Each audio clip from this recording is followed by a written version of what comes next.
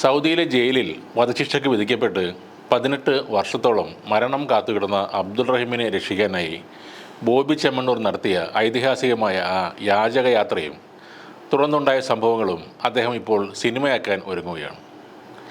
Aadujeevitham cinema തൻ്റെ മനസ്സിൽ തട്ടിയതിനാൽ അതിൻ്റെ സംവിധായകനായ ബ്ലസ്സിയുമായി ആദ്യഘട്ട ചർച്ചകൾ നടത്തിയെന്ന് മലപ്പുറത്ത് ഒരു വാർത്താ സമ്മേളനത്തിൽ ബോബി ചെമ്മണ്ണൂർ പറഞ്ഞു. റഹീമിൻ്റെ മോചനദ്രവ്യമായ 34 കോടി രൂപ വളരെ കുറഞ്ഞ ദിവസങ്ങൾക്കുള്ളിൽ സമാഹരിച്ച അപൂർവവും അസാധാരണവുമായ ആ സംഭവം സിനിമയാവുന്നതോടെ മലയാളിയുടെ ഐക്യത്തിൻ്റെയും നിശ്ചയദാർഢ്യത്തിൻ്റെയും സ്നേഹത്തിൻ്റെയും ലോകത്തിനുള്ള ഒരു സന്ദേശമാണ് അബ്രപാളിയിലേക്ക് എത്തുക. ഈ സിനിമ വഴി കിട്ടുന്ന ലാഭം ബോച്ചെ ഫാൻസ് ചാരിറ്റബിൾ ട്രസ്റ്റിലൂടെ ജീവകാരുണ്യ പ്രവർത്തനങ്ങൾക്ക് ഉപയോഗിക്കും.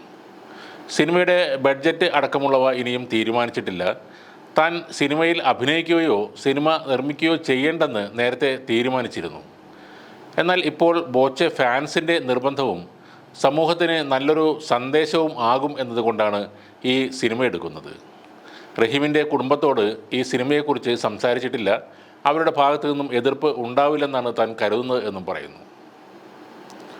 ഒരിക്കൽ ചെയ്യാത്ത കുറ്റത്തിന് ഒരു ദിവസം കുവൈറ്റ് പോലീസ് സ്റ്റേഷനിൽ ഇരുന്നപ്പോൾ താൻ അന്ന് അനുഭവിച്ച വേദന ഇപ്പോഴും മനസ്സിലുണ്ട്. അത് ഇതുവരെ മറക്കാനായിട്ടില്ല.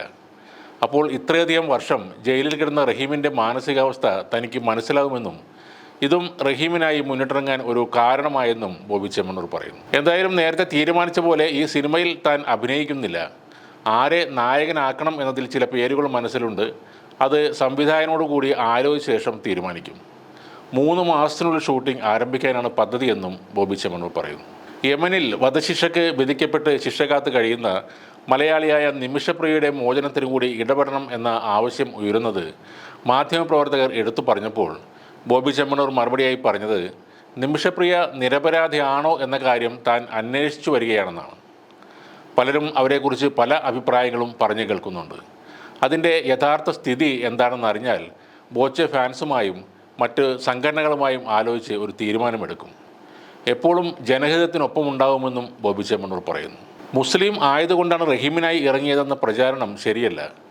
ജാതിയോ മതമോ താൻ നോക്കാറില്ല. നിരപരാധിയെങ്കിൽ അവർക്കായി എന്തായാലും താൻ മുന്നിട്ടിറങ്ങും. മുസ്ലിമിന് വേണ്ടിയല്ല, മനുഷ്യർക്ക് വേണ്ടിയാണ് ഇറങ്ങുന്നത്. റഹീമിന് വേണ്ടി ഗൾഫിൽ നിന്നും മാത്രമല്ല അമേരിക്ക, യൂറോപ്പ് എന്നീ സ്ഥലങ്ങളിൽ നിന്നും പോലും ധനസഹായം ലഭിച്ചിട്ടുണ്ട്.